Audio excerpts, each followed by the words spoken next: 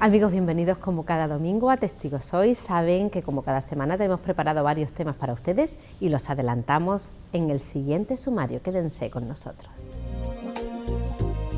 Hablamos con Juan María Laboa sobre su nueva obra, Jesús en Roma.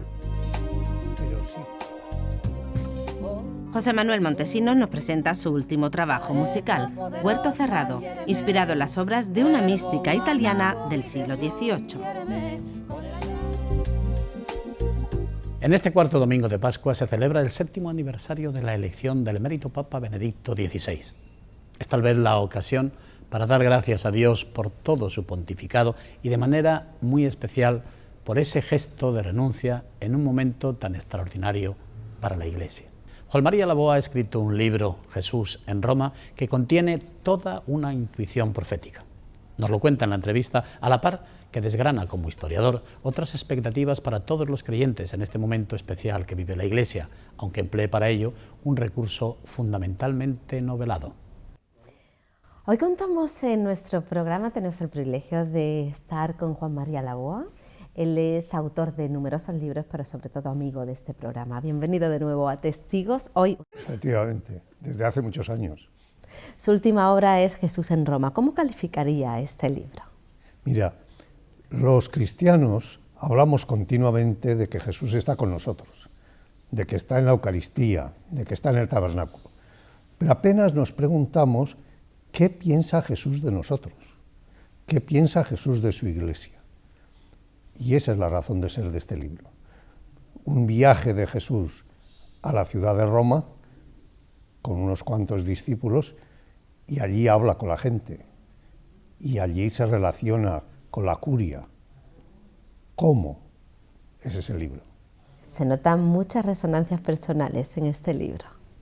Por supuesto, por supuesto. Me he preguntado, después de 40 años de historia de la Iglesia, de enseñar historia de la Iglesia, ¿qué pensará Jesús de su Iglesia? ¿Qué pensará de este gran tinglado, en el sentido no negativo de la palabra, que funciona en una institución de 1.000 millones de creyentes? ¿Somos fieles en lo importante o solo en lo intrascendente? ¿Hemos montado un templo de Jerusalén con una enorme platea donde venden de todo, o es una casa de oración de verdad?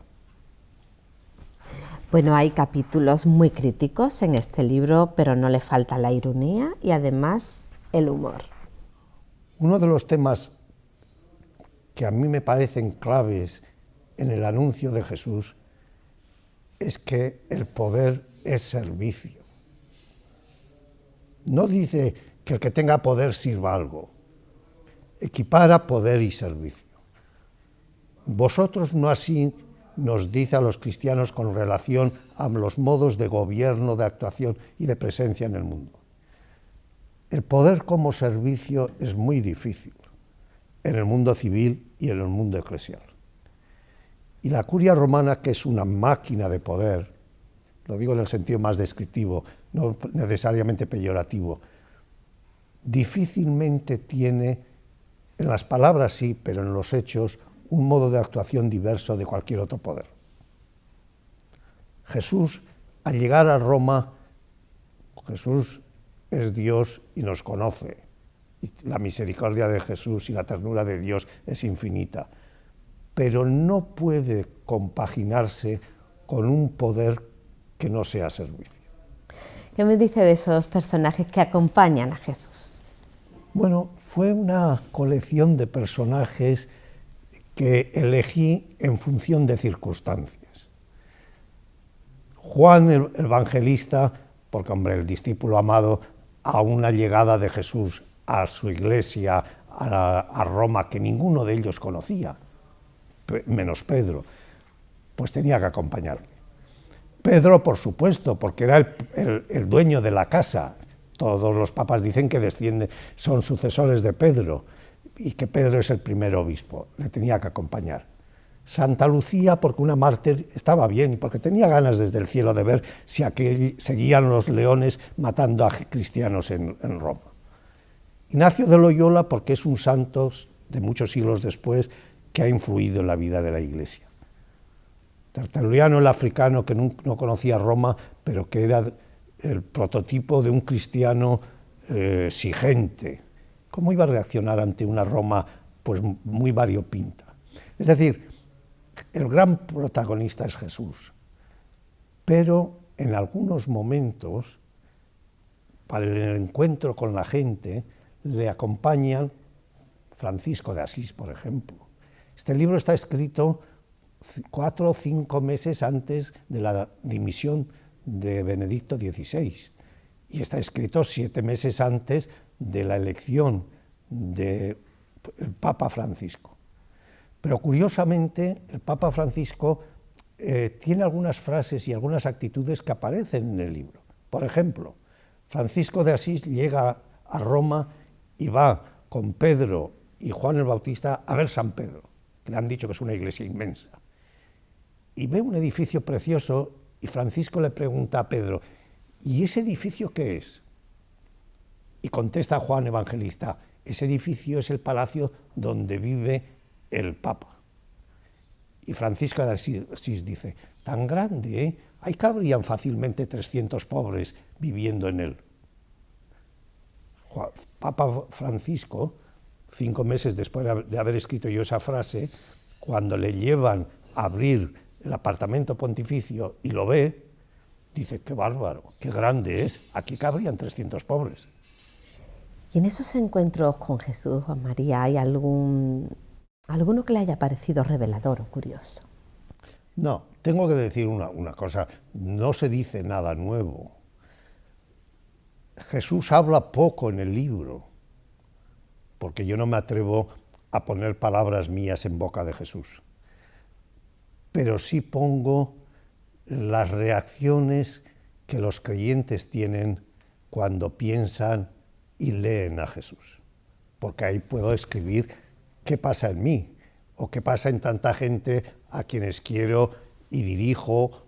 Todos los personajes son reales, todos. Son reales Jesús, los apóstoles, los santos. Son reales los cardenales, que tienen incluso su nombre, y que yo les conozco a todos, y les he tratado a todos. Son reales los personajes italianos y los españoles, porque son matrimonios, jóvenes, etcétera, a quienes he conocido y he tratado desde hace 50 años algunos en Roma. Es decir, por eso no me atrevo a llamarlo una novela, es una parábola en que hay mucha más realidad de lo que puede imaginarse. ¿Qué le ha sorprendido, Juan María, del resultado final del libro, desde que comienza a escribirlo hasta que lo ve ya editado? Yo no tenía un esquema del libro. Entonces, según iban saliendo las escenas, los temas, etcétera, iba escribiendo, añadiendo un capítulo más. Yo en este libro, a diferencia de un libro de historia que es mucho más en función de datos, en función de conocimientos, etcétera, en este libro he ido aprendiendo a medida que lo escribía. Porque yo me encontraba, cuando pensaba en lo que escribía y cuando escribía, me encontraba con Cristo. Y el escrito de este libro ha sido para mí un estar tú a tú con Jesús a propósito de la vida de los cristianos, su presencia entre ellos, la acogida que tiene su palabra, etc. ¿Por qué dimite el Papa en el penúltimo capítulo? Porque yo me doy cuenta que Benedicto XVI observa que Jesús no va a visitarle al Vaticano. Benedicto XVI, después de ver lo que va apareciendo a lo largo de los capítulos, decide que lo más lógico es que él pensar que él ha cumplido ya una etapa y que va a renunciar al pontificado. Me gustaría acabar esta entrevista sin preguntarle qué iglesia quiere para el mundo de hoy o desearía. Me gustaría una iglesia que fuese fundamentalmente un espacio de comunión. De las palabras de Jesús, que nos anuncia pocas cosas y lo que nos anuncia es que Dios es Padre, que Dios nos quiere, que tenemos que amarnos los unos a los otros, porque si no, ni somos hijos de este Padre, ni somos creyentes suyos. En las palabras de Jesús lo que aparece sobre todo es la ternura de Dios por nosotros. Entonces la Iglesia tiene que ser un espacio de comunión y de acogida. La Iglesia tiene que ser un espacio de escucha. Si algo aparece en el Evangelio es que la Iglesia es una escuela de amor. Atrevido usted, atrevida yo. Y me atrevo a decir que este libro hay no solo que leerlo, sino también que regalarlo a sacerdotes, a seminaristas, pero también a todo aquel que tenga un mínimo de interés en nuestra Iglesia de hoy y también nuestra Iglesia de ayer. Gracias. Me han dicho que algún obispo, no sé si el de Sevilla, pero algún obispo ha decidido regalárselo a todos sus seminaristas y sacerdotes.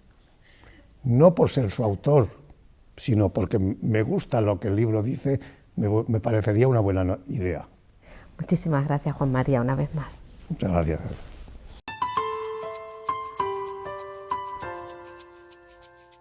Queridos amigos, José Manuel Montesinos, como compositor, y su esposa Paqui nos introducen en los entresijos de la música religiosa. De la mano de sus canciones podemos acercarnos hacia las realidades religiosas de una forma especial, más que rezando.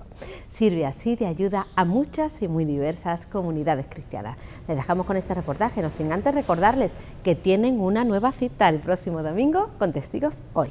Sean muy felices.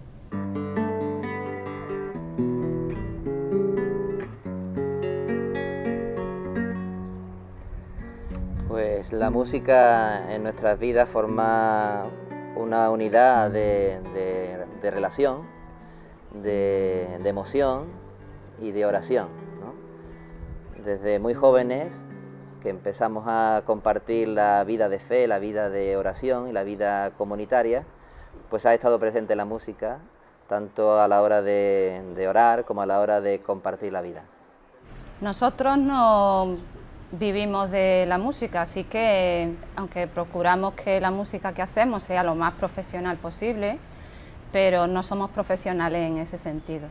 Nosotros tenemos nuestro trabajo, somos profesores de educación secundaria, trabajamos en un instituto público. La expresión musical no se termina con el momento de hacer una canción, ¿no?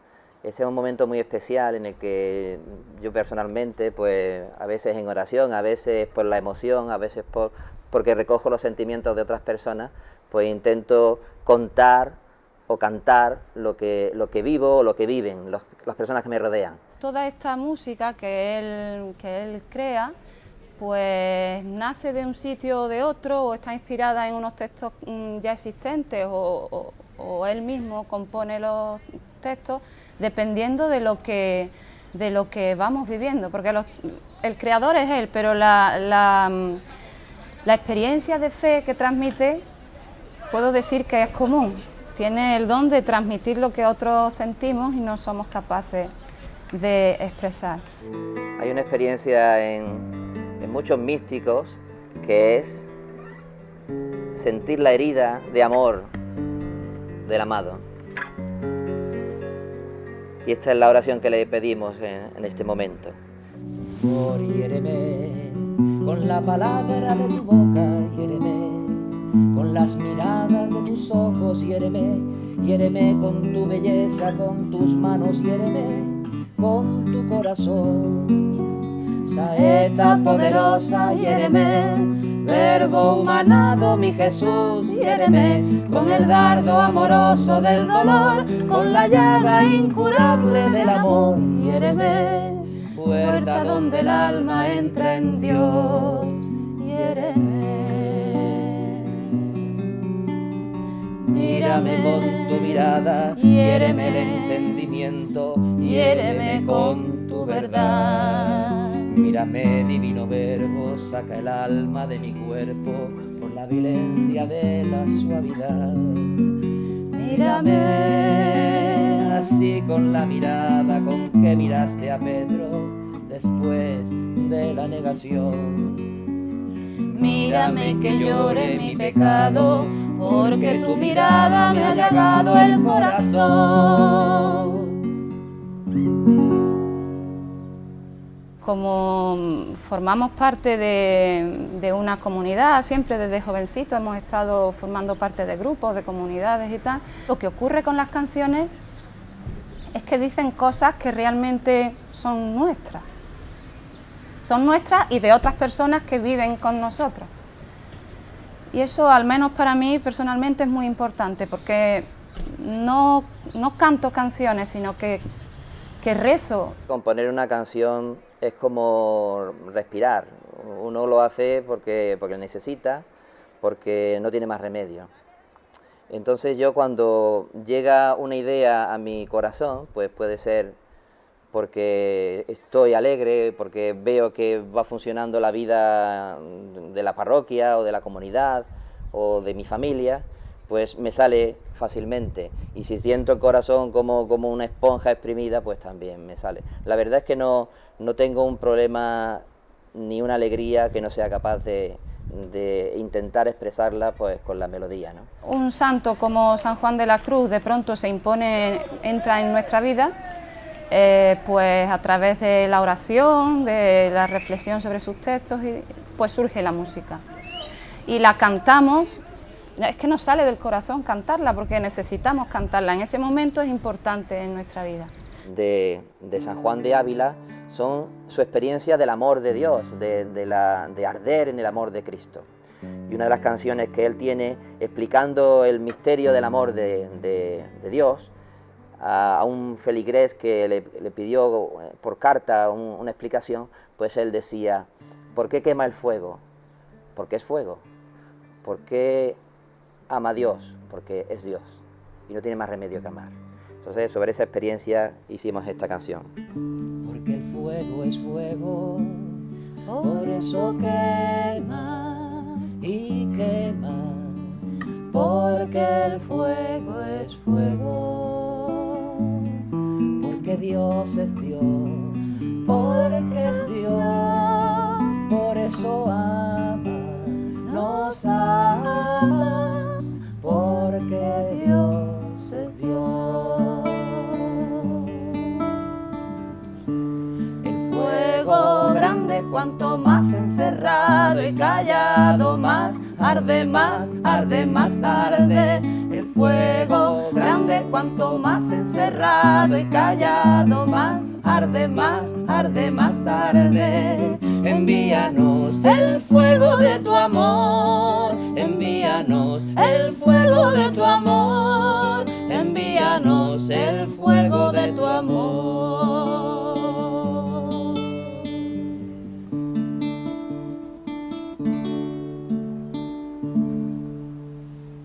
Desde que nosotros nos hemos metido en esta historia de hacer discos, de llevar el canto a los demás, pues he ido también intentando reflejar las vivencias de los demás, no ya lo mío, sino lo comunitario, lo eclesial, lo que vive un movimiento cristiano, una parroquia, o lo que vive un monasterio, la experiencia de fe de la Iglesia, y contársela a los demás para que también vayamos como fortaleciéndonos en la fe unos a otros, ¿no? Esa sería la idea de no ser uno que canta lo suyo, sino que canta lo de todos. Son siempre realmente temas que invitan a la oración, a serenarse un poco, a elevar un poquito tu pensamiento hacia el Señor, y claro, pues esas cosas, digamos, que crean fraternidad, y es un sentimiento de fraternidad el que tengo cuando cantamos para los demás. La idea de expresar la belleza, el amor, la ternura entrañable de Dios a través de un lenguaje que pueda llegar al corazón. Esto lo expresamos en uno de nuestros primeros discos, llamándolo el lenguaje de las flores. El lenguaje de las flores es el lenguaje de la sencillez, el de las florecillas de San Francisco, también el de los poemas de amor de San Juan de la Cruz, o de la ternura que canta Santa Teresa y que aparece en el Evangelio, ¿no? Ese es el lenguaje de las flores. Huerto cerrado es el rincón en que se encuentra el alma del místico con el amado, ¿no? Es el espacio de encuentro personal que se recoge en el Cantar de los Cantares y que tantos místicos de la historia pues han contado en sus poemas, en sus oraciones, en sus meditaciones. Nosotros estuvimos en la JMJ en el año 11, estuvimos compartiendo la vida y la oración con un grupito de contemplativas redentoristas en el Monasterio de Cristo Redentor de un barrio obrero, Carabanchel. Y allí con ellas estuvimos bebiendo de la fuente de la espiritualidad de su fundadora, que se llama Celeste, Madre Celeste. Fue muy bonito ver, impactante, ver cómo estas mujeres realmente estaban haciendo vida lo que esos textos de la Madre Celeste Crostarosa decían. Muy impresionante. Personas que se dedican perennemente a cultivar su huerto cerrado, pero teniendo presente dentro siempre a todos los que no pueden orar constantemente como ellas, ¿no? Fue muy impactante.